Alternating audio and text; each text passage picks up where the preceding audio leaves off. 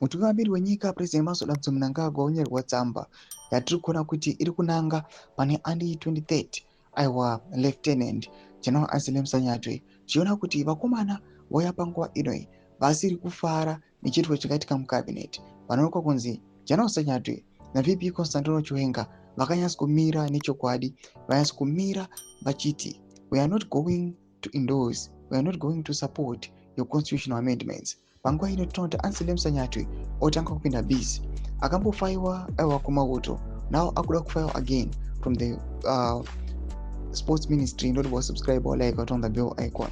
Tinda paende washona anobuda chinyorera mutungamiri wenyika chiti Your Excellency Comrade President Emmerson Mnangagwa Murambwe, we kindly ask for your intervention on this matter.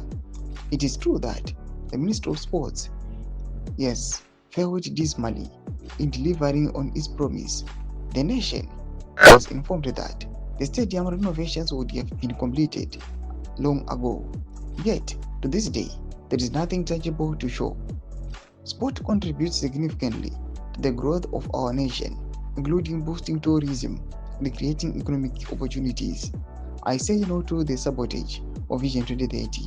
Thomas Kwabuda Pangwa ine kurikoro kwenze Anselm Sanyatwe achienda against the Vision 2030. Now vakuona kuti maybe he's trying to sabotage the works awa emutungamiri wenyika, but panguva ine kunyatsokuonekwa kunzi vari kubira nechokwadi, vari kunyatsokumira ma-ideas of the liberation vakaita sana VP Constantino Chiwenga. They are receiving more attacks. In another post yatabva kuposta again, you've seen kuti the Midlands boys panguva ino they've been deployed kuti vaatake vakomana ava vari kuenda against ma-constitutional amendments pamwechete ne2030. Tudze mafungiro enyu muri kudii pamusoro pechitiko ichi awa nema-developments awa. Pinda comment section medu mafungiro enyu.